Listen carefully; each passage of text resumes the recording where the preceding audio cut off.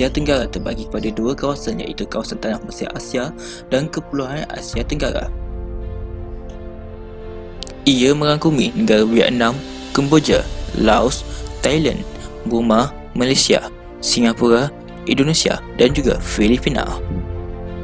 Perkembangan imperialisme dan kolonialisme dikaitkan dengan beberapa perubahan seperti dari segi teknologi, ilmu pendidikan dan sifat ingin tahu dalam penukaran oleh masyarakat barat pada ketika itu. Imperialisme adalah satu masyarakat atau golongan di mana ia biasanya mewakili satu ketamadunan atau agama yang cuba untuk mendominasikan yang lain dengan membentuk satu sistem kawalan yang bersatu. Dasar imperialisme berkait rapat dengan dasar kolonialisme atau penjajahan, iaitu proses untuk mendapatkan kawasan yang baru dengan melalui pertempuran peperangan.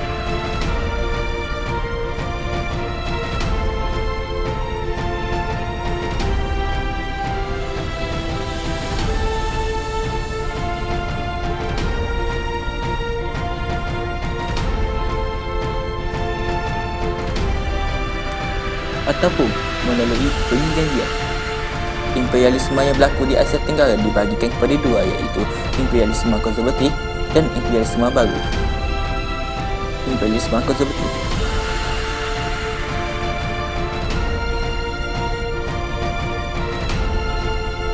imperialisme baru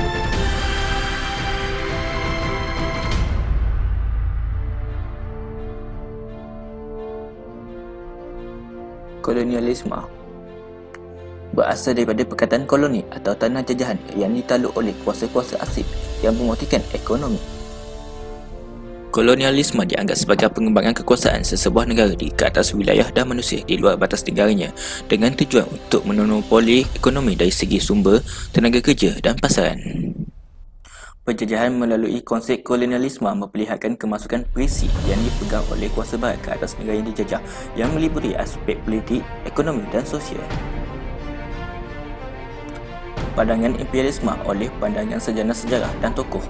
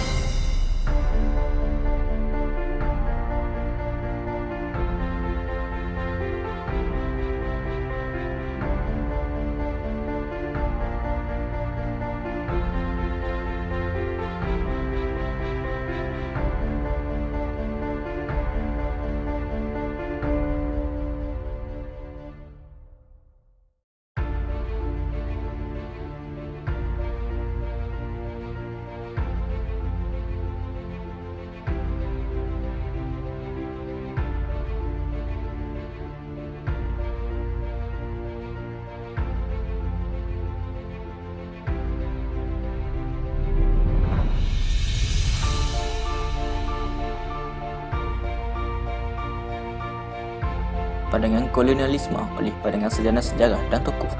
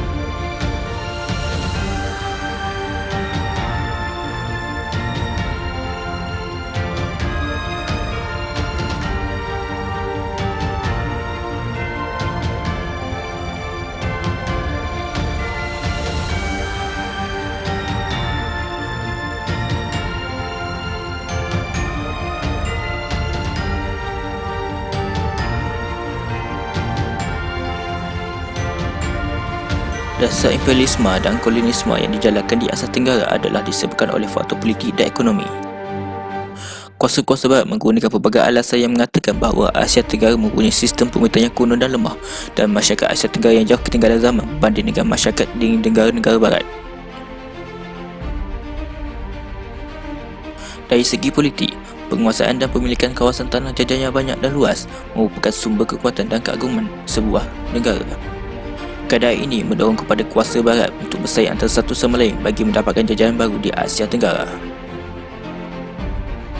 Persaingan antara kuasa-kuasa barat ada kalanya berlaku peperangan, dan untuk mengelakkannya, pelbagai perjanjian telah dibuat antara mereka bagi menentukan kawasan pengaruh masing-masing. Dari segi ekonomi, dasar imperialisme dan kolonialisme yang dilakukan oleh kuasa-kuasa barat seperti Belanda yang menjajah Indonesia adalah demi mendapatkan tanah jajahan dan mengauk keuntungan daripada tanah jajahan tersebut yang mengagumi penanaman kopi, penanaman aparatus dan bahan galian. Ini penting bagi kuasa-kuasa barat kerana keperluan bahan mentah amat penting dalam menampung keperluan keperkilangan industri dalam revolusi perindustrian yang berlaku di Eropah pada abad ke-19. Ini menunjukkan bahawa kuasa-kuasa barat tersebut ingin mendapatkan tanah jajahan di Asia Tenggara adalah demi mendapatkan dan mengeksploitasikan kekayaan dan bahan mentah yang terdapat di Asia Tenggara.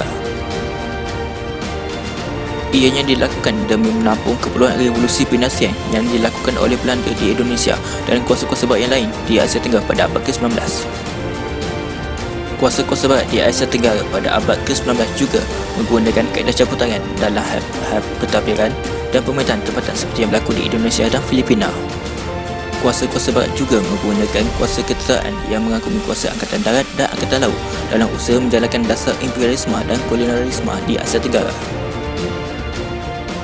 Seperti yang berlaku di Burma, di mana kuasa British menggunakan kuasa ketenteraannya dalam meluaskan kuasanya di Burma sehingga menyebabkan berakhirnya sistem pemerintahan Maharaja dari dinasti kembang, iaitu pada tahun 1885 di Burma apabila Raja Tibau dan pengikutnya kalah dalam peperangan Inggeris Burma yang ketiga pada 29 November 1885.